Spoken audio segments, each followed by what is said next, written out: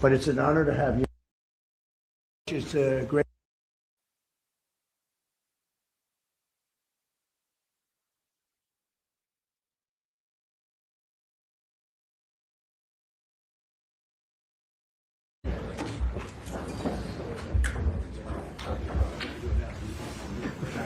You can't go in there, I gotta be on the road.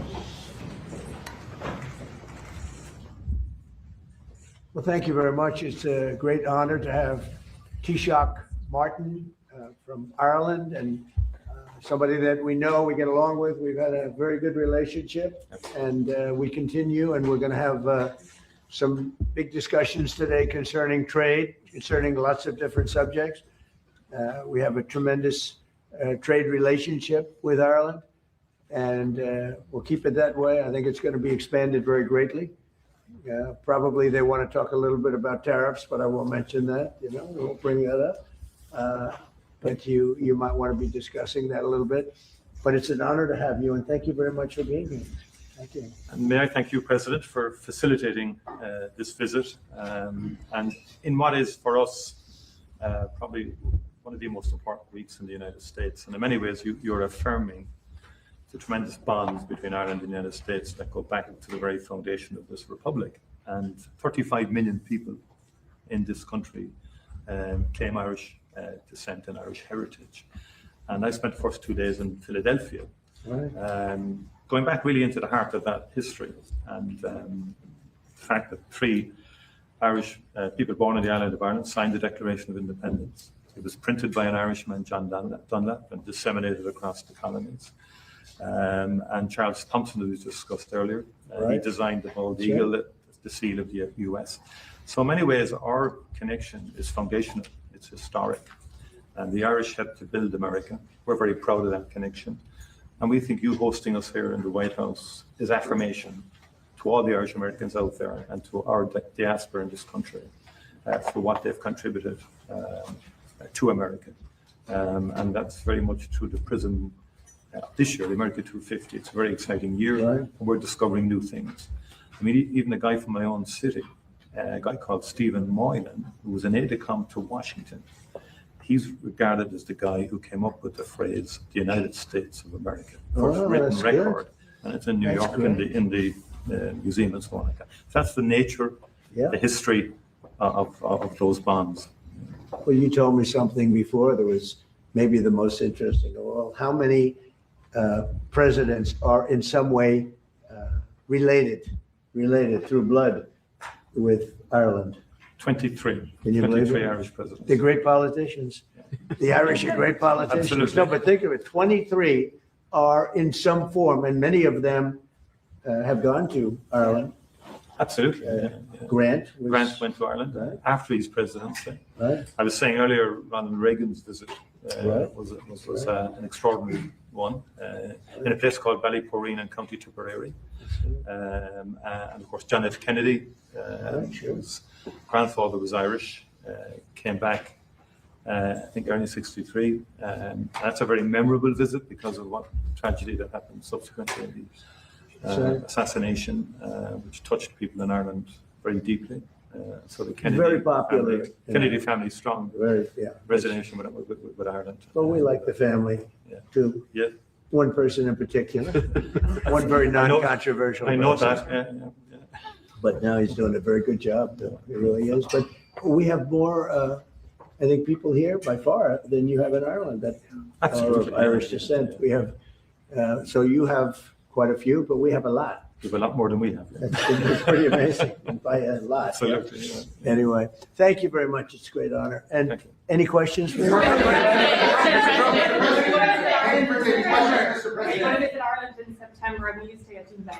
Well, I'm having, it's a great thing. My son and my family, we have a great golf complex in Ireland, one of the best in the world, called Doonbeg. It's in Doonbeg. And it's been amazing. And Rory McIlroy loves it. They all love it. Great golfers. You have a tremendous golf tradition. And it was chosen for the Irish Open, which is a big deal. That's a big event. Absolutely. Looking forward to it. Everybody wants me to be there. You just said, I hope you're going to go. I did. And we're going to try. We are going to try. But it will be an honor. But it was a great honor to be chosen. They only choose the best courses in the world for the, for the big opens. It's one of the big ones, the Irish Open.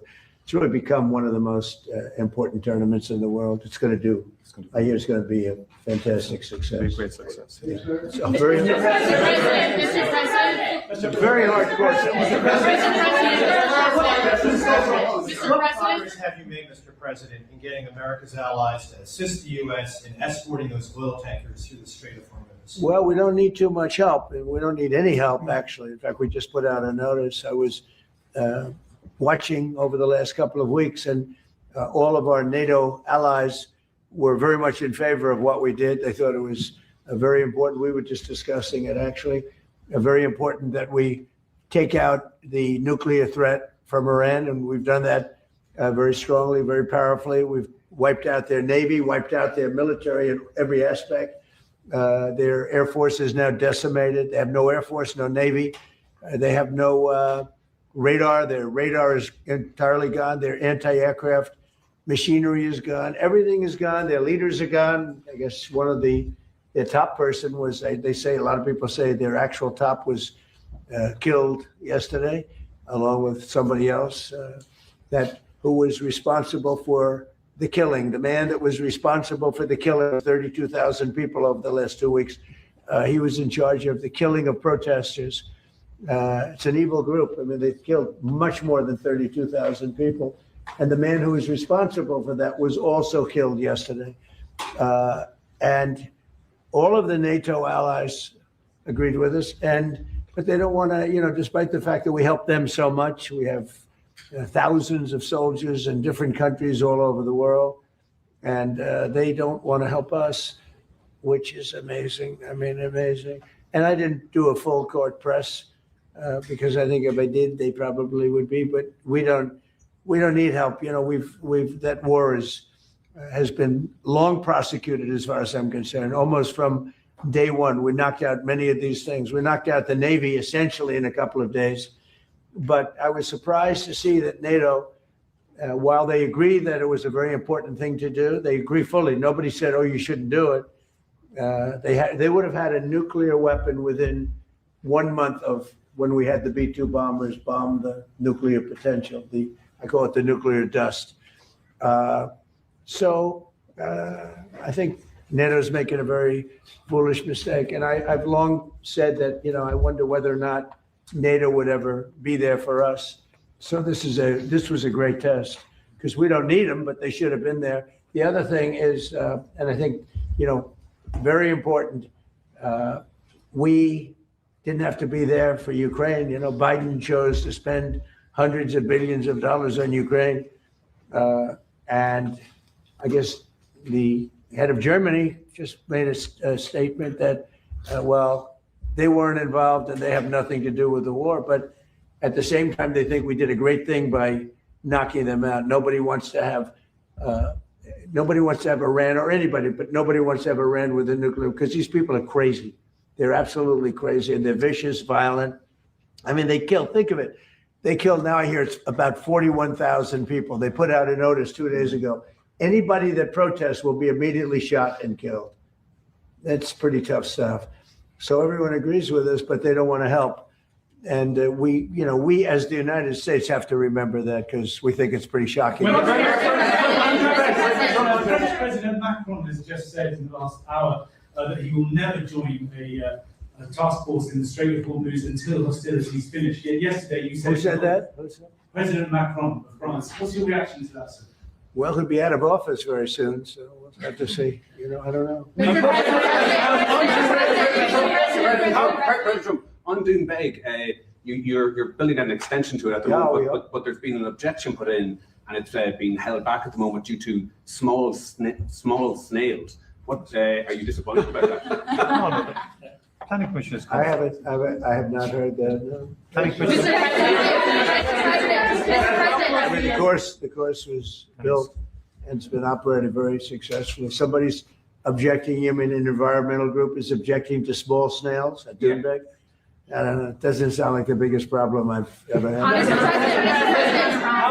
How close the U.S. to announce a coalition of willing to secure the Strait of Hormuz? Which countries are joining and which countries have... Well, we've had great support from the Middle East. Qatar has been great. UAE has been absolutely, they've been great. Saudi Arabia has been terrific. Bahrain has been very good. The Middle Eastern countries have been very strong in their support. And of course, Israel has been our partner. Israel's been very, very strong along with us. It's been a very strong collaboration. I was against Iran long before I even thought about Israel being against Iran. If you look back, many years ago, I talked about Iran was a big threat to this country, to this world of ours, and turned out to be I was right. In fact, I said you have to attack Karg Island. You have to attack them years ago when they were acting up. They've been acting up for 37, 47, I guess now 48 years. For 48 years, they've been bad players, vicious players, and you can't let them have a nuclear weapon. If they got a nuclear weapon, I would say they would have used it within 24 hours after having it. And they would have had it if we didn't bomb them out on a great raid with the B-2 bombers 8 months ago or so. You would have had a nuclear war in the Middle East and maybe beyond. I think it would have hit Europe. Maybe not Ireland, but it would have hit Europe. I think you would have been a nice piece of it. It all gets you. It's big enough that you would have been affected. They would have hit Europe eventually. Mr. President, Mr. President, your Director of National Counterterrorism, Joe Kent, he just resigned today. He said he can't support your conflict with Iran. What's your reaction to that? And did you talk Well, I read his statement. I always thought he was a nice guy, but I always thought he was weak on security, very weak on security. I didn't know him well, but I thought he seemed like a pretty nice guy. But when I read his statement, I realized that it's a good thing that he's out, because he said that Iran was not a threat. Iran was a threat. Every country realized what a threat Iran was. The question is whether or not they wanted to do something about it. And many people, many of the greatest military scholars are saying for years that presidents should have taken out Iran because they wanted a nuclear weapon. They were, if we didn't do the attack, or if I'll go a step further, if I didn't terminate the Iran nuclear deal given to us, one of the worst deals ever made by Barack Hussein Obama. Remember when they sent Boeing 757s over there, loaded with cash, hundreds of millions of dollars? You would have been very happy.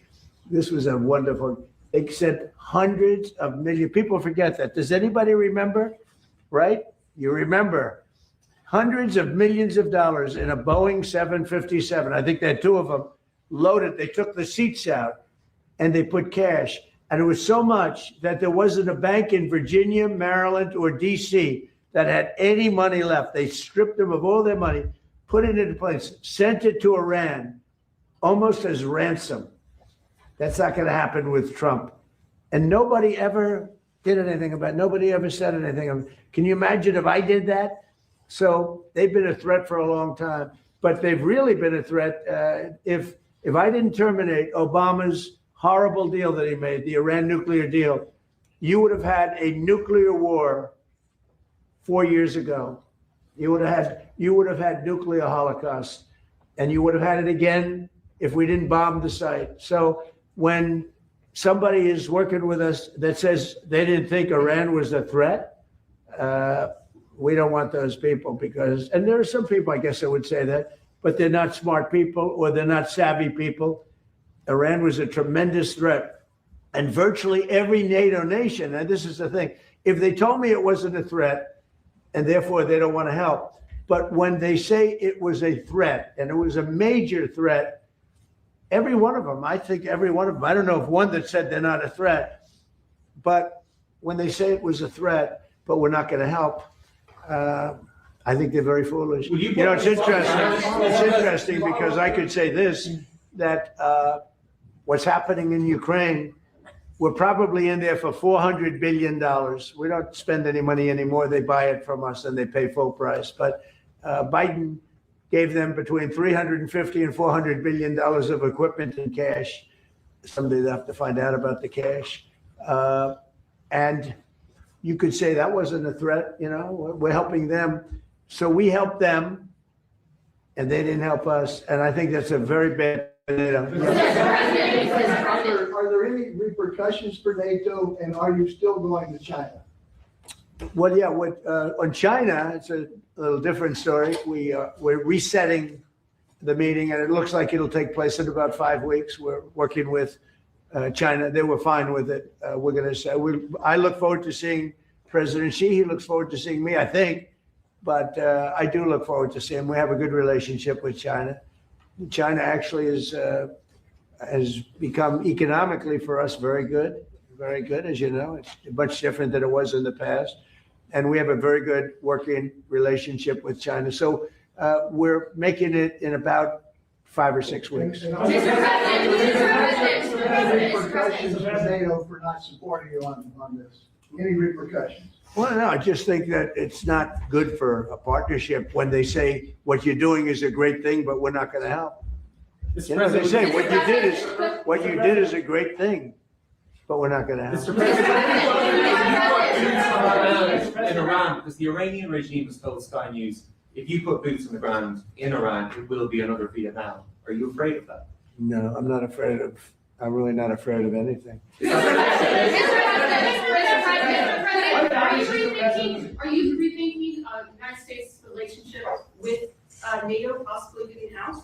Well, I'm disappointed in NATO that we spend trillions of dollars on NATO. Think of it, trillions over the years, many trillions of dollars. It's one of the reasons we have deficits and we help other countries. And when they don't help us, I mean, it's certainly something that we should think about. I don't need Congress for that decision. As you probably know, I can make that decision myself. I'd work with some very smart people. And I'd always deal with Congress anyway, but I don't need Congress for that decision. But, you know, when you say rethink, I have nothing currently in mind, but I will say that I'm not exactly thrilled when we help them with Ukraine. Look, Ukraine would have been over in 1 day if we didn't help. Frankly, Ukraine would have been over the first day. They had the best equipment in the world. It was our equipment given by Sleepy Joe Biden. No charge. Hundreds of billions of dollars of the best equipment in the world, no charge. I will say that I'm not happy about it. Two questions, one on Iran and one on Cuba. Is Iran now a bigger foreign policy priority for you than China? And on Cuba, the Cuban government. Iran is just a military operation to me. Iran is something that was essentially largely over in 2 or 3 days because the Navy was wiped out almost immediately. The Air Force came next. The anti-aircraft came next. I mean, we're flying over Iran. We could take out their electric capacity in 1 hour. We have there's nothing they can do right now because everything is knocked out. They have no radar, no anti-aircraft. They have nothing. And we don't, and it was a decision I made. We discussed it, Pete, Marco, JD, all of us, Chris, we discussed it. We can knock out their electricity in a matter of minutes if we wanted to. There's nothing they can do about it. We can knock out their oil in Carg Island. The only thing we didn't take down was their oil because if we knock out, I call them the pipes, very complex. But if you do that, it'll take them forever to rebuild, meaning whoever, and hopefully it's a sane group of people, but whoever it is, it's going to be running that. And we're going to try to get people that are going to run it well. And, you know, it's going to be a prosperous, wonderful place. It used to be, you know, if you go back, it used to be the people are great. The people are smart and energetic. And it used to be very successful. Now it's a country run by fear. It's a country where they tell protesters, don't go outside because if you do, we're going to kill you.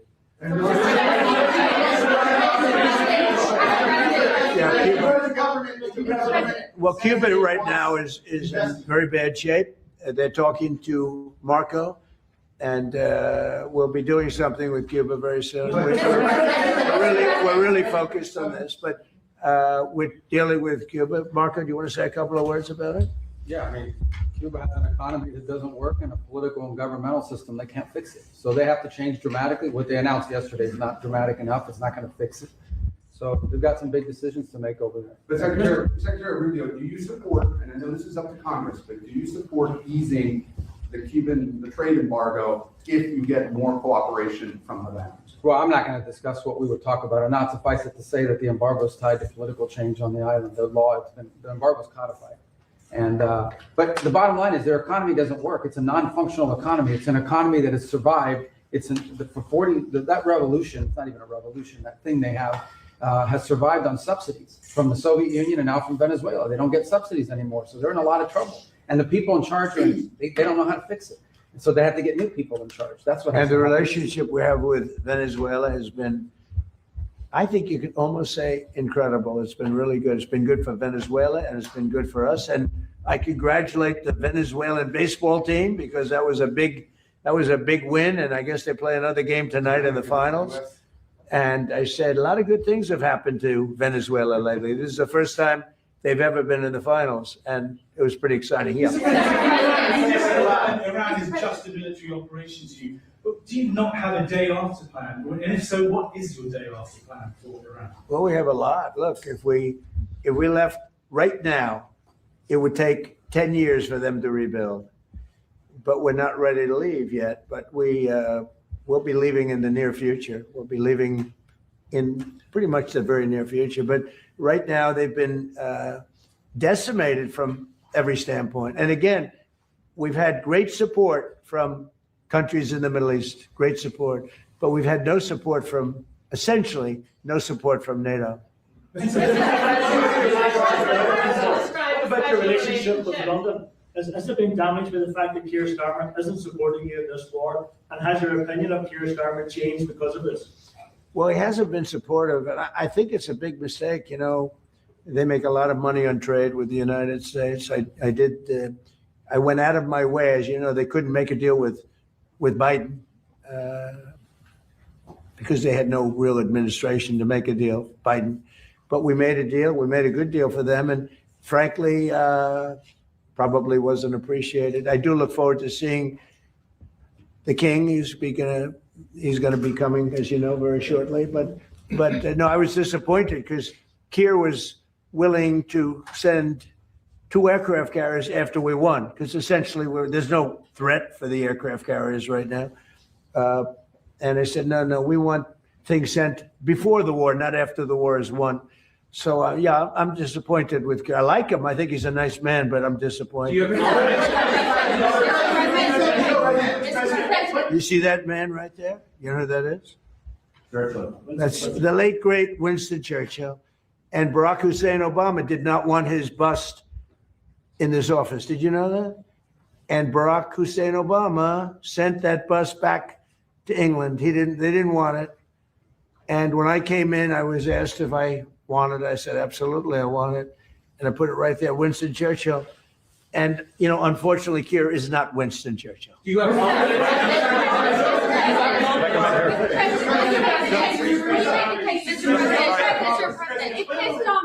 No, hold it. Right. Just could I hold it? Just make a number of points. First of all, I think, notwithstanding what has happened, the transatlantic relationship between Europe and the US is very, very important on a number of fronts. And I think we've had issues over the last year or two, but we settled them. And I think many of these leaders engaged with you, particularly on trade initially. Remember all the fuss last year, but we got a landing zone between Europe and the US, and I think we can get a landing zone again. And I think I just met with Keir Starmer last week. The British-Irish relationship was a very important one. Churchill was a great wartime leader, although in Ireland there was kind of a different perspective in terms of during our own war of independence and so on. He created his own bit of difficulties for us. But that said, he was a great wartime hero. Keir Starmer has done a lot to reset the Irish-British relationship. I just want to put that on the record. But I do believe that he's a very earnest, sound person who I think you have a capacity to get on with. You've got on with him before, and you've got on with other European leaders as well. And I think you have that capacity again. And I think everyone exists. I mean, you cannot have a rogue state with a nuclear weapon or the capacity for a nuclear weapon. Iran was the sponsor of terrorism. We sanctioned Iran. All European countries did as a terror, and the IRGC in particular as a terrorist organization. They sponsored Hamas. They sponsored Hezbollah. The Houthis. They created mayhem most maligned force in the Middle East.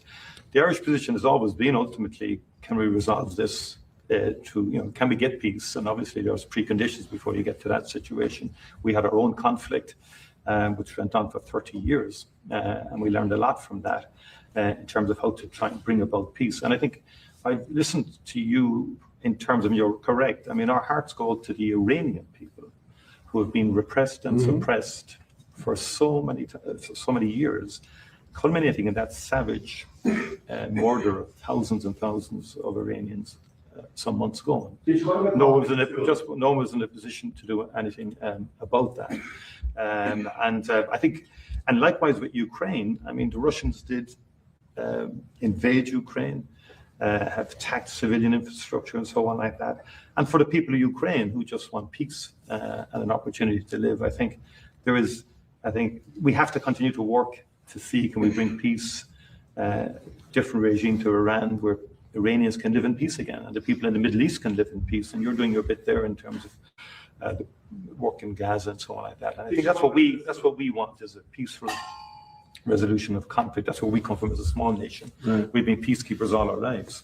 And we're the longest serving nation in terms of provision of peacekeeping forces in the world, as it turns out. But we think ultimately all conflicts come to an end, and I think we have to try and work towards that end. And I'm sure European leaders and the US administration will engage, and hopefully we can get a landing zone somewhere. I mean, the only thing, and I agree with everything you said, but we helped with Ukraine. Yes. And they don't help with Iran. And they all acknowledge that Iran can't have a nuclear weapon. You yourself say, these are horrendous people. These are the worst people. And going back to Hitler, right? Going back to Hitler, these are the worst people. That's a long time ago. And there's been nothing close. Every problem, so many deaths, 90% of the people that got blown up by landmines, they loved them. Soleimani, we killed him. If we didn't, it might be a different story, because he was a horrible person, but he was a very powerful person and leader, smart. But we killed him. If we didn't, I think it'd have it. I did. But I think it would have maybe a different situation. It wouldn't have been so easy as it has been, because it has been very easy. It's all of their military is there, but you can always have somebody drop a mine in the water. It's like terrorism. Yep.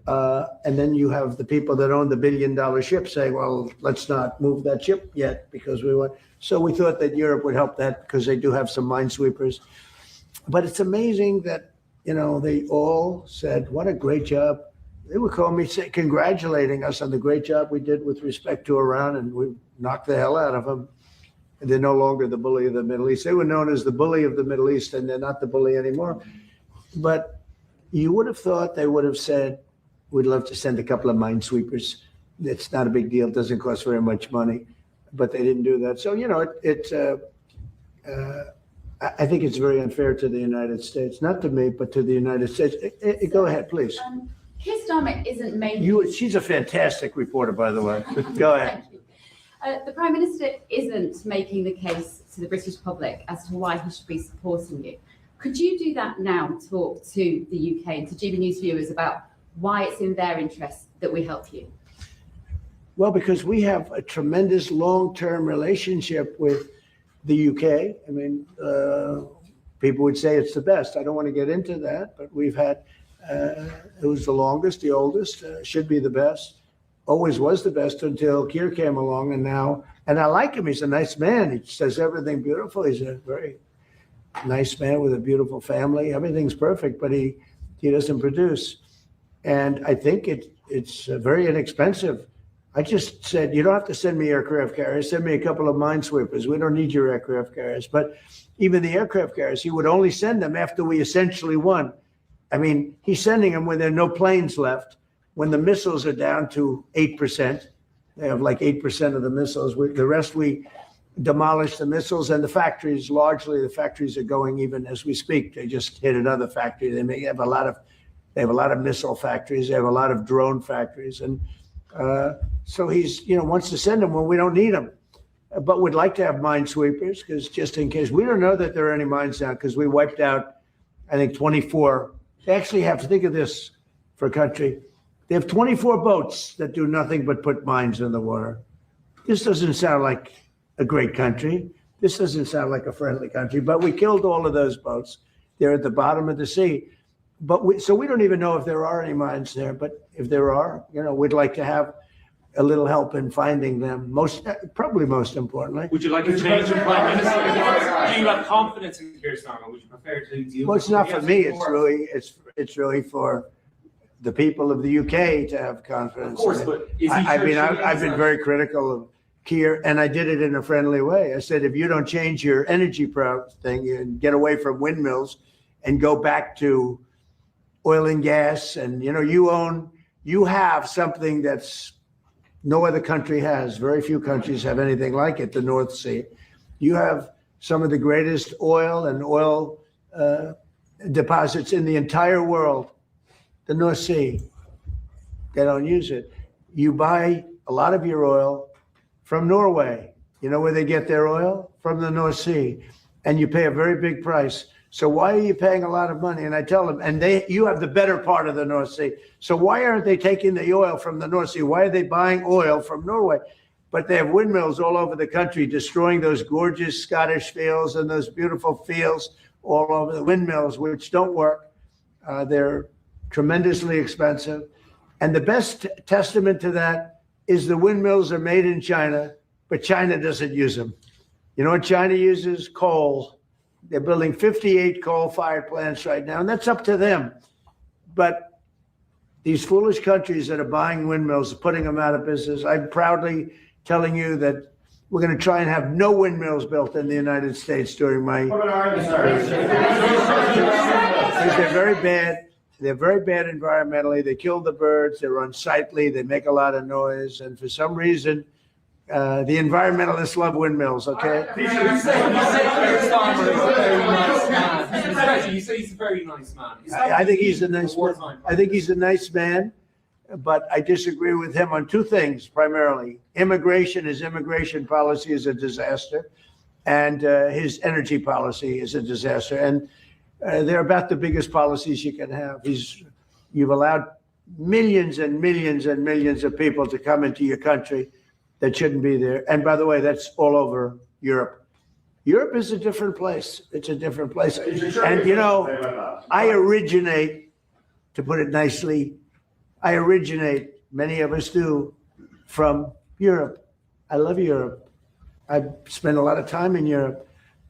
It's a different place. Bad things have happened to Europe. Very bad things. And you better do something about immigration, and you better do something about energy, or you won't have a Europe. What's your time frame, Mr. President, for when cargo ships can safely go through the Strait? It won't be, I don't believe, too long. We're knocking the hell out of the coast. It's basically the coast and the water, and it won't be too long. And the Middle Eastern states, including Israel, by the way, who has been terrific, the Middle Eastern states have been helping us a lot. Go ahead, you, please. Mr. President, on fuel prices, what do you have to say to the people in Ireland who are paying sky-high prices because of your war in Iran? Well, I think the people in Ireland are very happy that I'm getting rid of, I have a lot of friends from Ireland, they're very happy that I'm getting rid of a nuclear terrorist. And as soon as that war's over, which will be soon, your prices are going to drop like a rock. You watch. I've been very good at predicting. No, in the back. What do you think about our president's comments that your actions on Iran are breaking international law? Say it. What do you think about our president's comments? Can you speak? You're speaking right into your phone. Mr. President, how do you respond to the increased attacks by the Iraqi militia groups against the U.S. Embassy and consulate in Kurdistan region? You want to answer that, JJ? You want to? Yeah, well, Marco, obviously, the Secretary of State has control over the embassy. Look, there have been a lot of militia attacks against our base, or our embassy in Iran. I think Marco's done a good job of limiting the number of people who are at that embassy so we can provide essential functions, but also protect our people. But it goes to show there are a lot of terrorists in that region of the world, and we've got to eliminate them when we find them. And you can't give them nuclear weapons. You can give them rifles, you can give them guns, you can't give them nuclear weapons. I think we agree very strongly on that. Please. On the immigration point. Yes, excuse me. Just first of all, I would say, like, Europe is still a very good place to live in. Good. A lot just to let you know. I'm glad to hear that. And our view is you have to have robust and fair rules around migration. But on the other hand, a lot of people, within the European Union, we have free mobility of people.